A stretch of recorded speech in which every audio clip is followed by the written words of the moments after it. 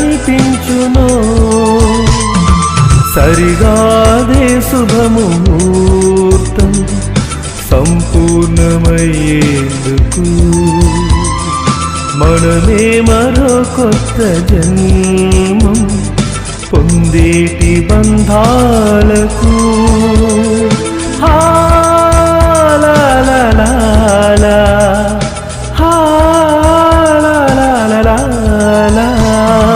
నీ నవ్వు చెప్పింది నాతో